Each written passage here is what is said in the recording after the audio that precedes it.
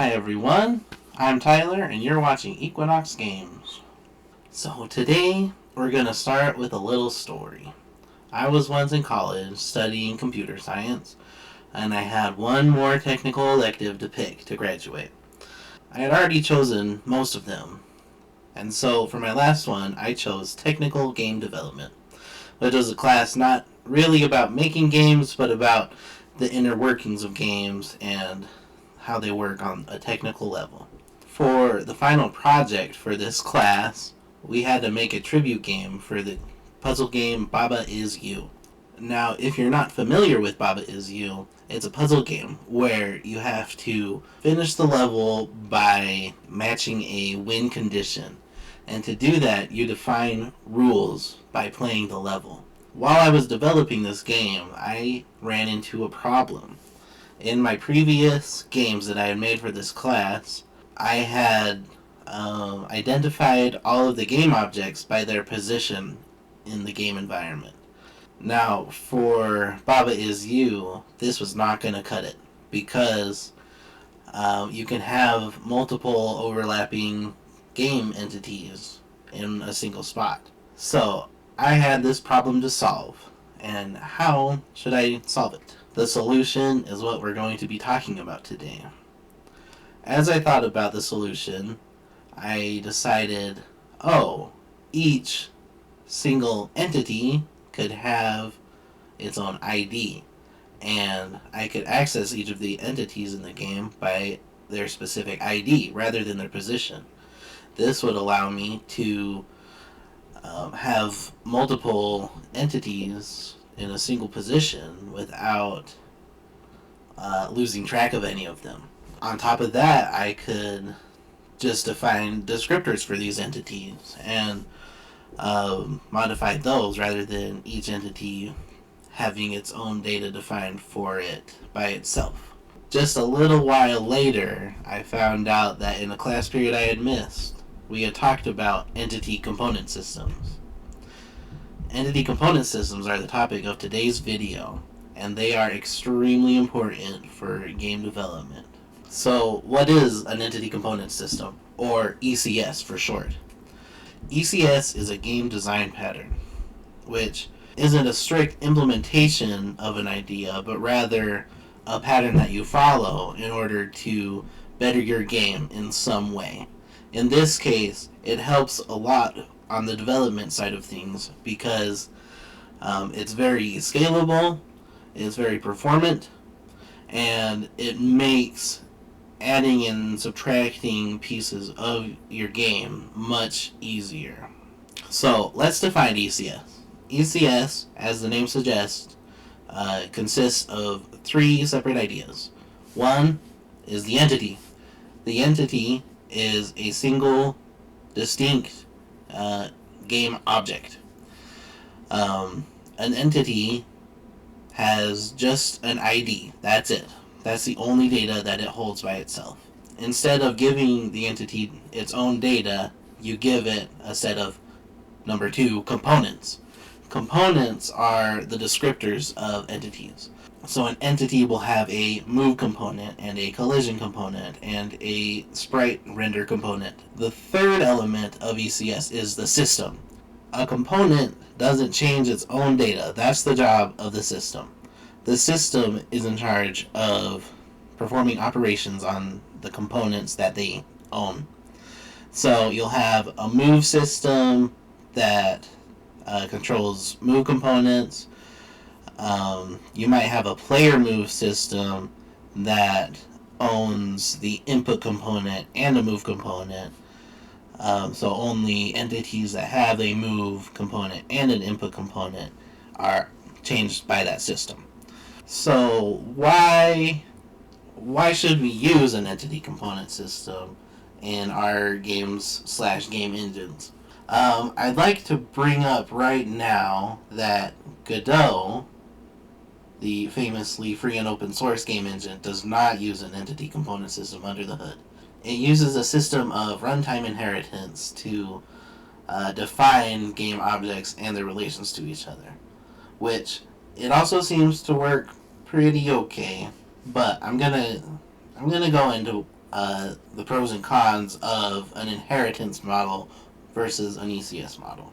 So if you've been on the programming subsection of the internet for any amount of time, I would imagine that you've seen an argument that goes something like, I prefer composition over inheritance, and you should too, or something along those lines. Now, what is composition and what is inheritance? Let's start with inheritance first, because it's maybe the more intuitive of the two, and if you've programmed it, you've probably been involved with it more, if I had to guess. So inheritance is a structure of an object, can have a parent, or it can have a child.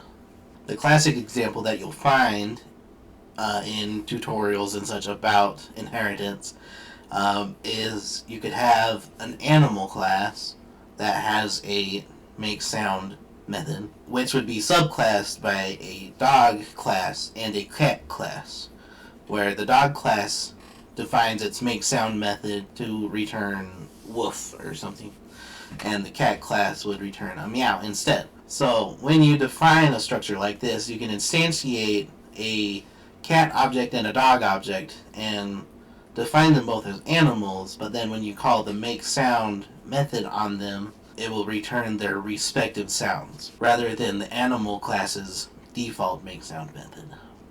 Now, inheritance, I don't personally have a huge gripe with inheritance, but my little gripe with inheritance is that it blows up really easily, and it becomes very uncontrollable very quickly as you develop larger pieces of software.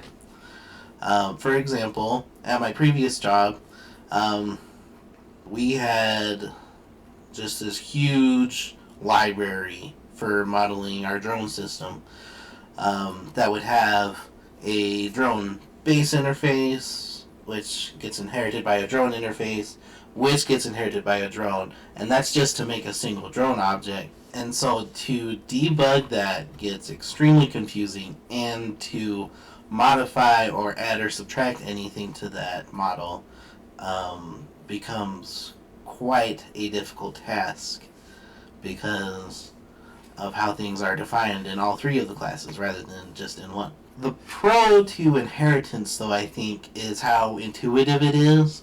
You can define lots of real-world models with inheritance. For example, you have car as a class, and that can be inherited by various makes. So you have your Toyota and your Hyundai and your Chevy, and then that can be inherited by their specific models. So a Chevy Equinox, a Chevy Spark, all of those things. So inheritance does make a lot of sense. I think there's a reason why it dominated the object-oriented space for such a long time. And honestly, I think it still does today. Let's talk a little bit about composition. Composition is fundamentally different from inheritance. Whereas inheritance defines a relationship between two objects, aka a dog is an animal and a cat is an animal. Composition defines a single object and what that object has instead of what it is. So instead of a cat is an animal, you could have an interface, an animal interface, where the animal interface has a sound capability and a movement capability and a friendliness capability, and then you can define your cat variable to be an animal, and then you set its sound capability as meow and its movement capability as 4 feet and can jump up walls, and its friendliness capability as meh or whatever. And then you'd have your dog object, which is also an animal. It has woof as its sound capability. It has 4 legs, and it can jump far as its movement capability. And it has very friendly as its friendliness capability. So you can see by this that composition really favors how the data is structured rather than how one object relates to another. Composition is really favorable in something called data-oriented design, which we'll get into that more, mostly because I personally have to learn it a little bit more. I've learned Rust a little bit, but I'm not terribly comfortable with it yet. So once I learn a little bit more about it, I'm sure I'll have a lot more to talk about data-oriented design. But that as a whole is a subject for a different video, I would say. But we can talk about the pros of composition and its cons as well. So the pros, obviously this video itself is very in favor of composition with its topic and everything. The pros are that it's really easy for a developer to say, okay, I need to change the animal interface, but just the sound. I only need to change the sound, and that in itself will change the animal. And that makes it a lot easier than having to change each and every animal's sound method, because you can just change the sound capability itself. It definitely takes a lot of cognitive load off of a developer to use composition instead of inheritance, in my humble opinion. So let's get back to the ECS pattern real quick. Now that we've covered a little bit more about composition, we can talk a little more intellectually about entity component systems. So entity component systems are very favored in game development nowadays because they're really performant. It's really easy to crunch numbers on a lot of distinct entities that each have their own components, rather than casting your polymorphic inheritance-based structures.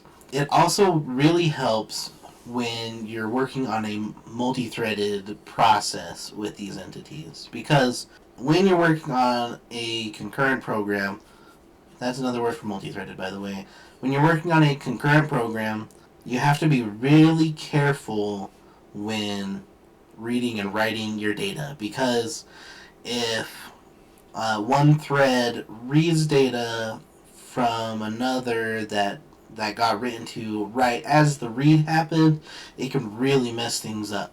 That's called a race condition, by the way. We'll talk a little more about multi-threading and concurrency in another video, but that's something that you really need to be aware of, because it can cause huge problems in your program and even make it crash without really being able to tell what happened. But with ECS, you can add locking capabilities to each component, and so when things are being accessed from multiple threads, only the components that a system needs are being read and written to at a certain time. So each system isn't getting blocked by others as they're performing these operations every single frame. So real quick, let's just mock up a simple entity component system so you guys can kind of see it in action. I'll put some code up on the screen here real quick. It won't be for very long though, don't worry. So let's say that we have a spaceship entity that we want to create. So we'll need an entity class that has its ID set. For determining IDs for these entities, I like to just have a static ID. The first entity created has an ID of 0, and then the next one is 1, the next one is 2, and so on and so forth. Next, we have to define some components for this entity to have. So we can make a move component, and an input component, and a render component. And then we can define the move component to have some coordinates, and the input component, it doesn't really need its own data, so we can leave that blank. And then a render component just needs a sprite. So next, we need to define some systems. So let's define a input move system, let's say, because it'll deal with the input and move components. And then let's define a render system, which will own the render and the move components, since we'll need its location to determine where to render it. Now that we all have all that written up, we can just stitch it all together, and then it's ready to go. And that was really simple, and while it would be a little easier to just say that the spaceship itself has coordinates and a sprite, it gets a lot trickier when you have lots of entities that all need their own specific pieces of data. And that is where ECS really shines. So I'm sure we'll be talking a lot more about these low-level game design patterns and systems. But that's it for this video. If you have questions, feel free to leave a comment. I'll be looking at them to answer them. If you have anything nice you want to say, you can leave those in the comments too. If you liked the video, feel free to leave a like. If you want to see more content like this, please subscribe and hit the bell. As a little update, we're moving soon, so I'll have a lot better video set up when that comes around, because I'll just have lots more space and I won't be crammed into this tiny little corner here. So you have that to look forward to. We'll be moving in a couple weeks, I think. So look forward to that. I might have one more video pulled out before that, but that's something you can look forward to. Anyways, thanks for watching. You guys are awesome. Have a great day. See ya.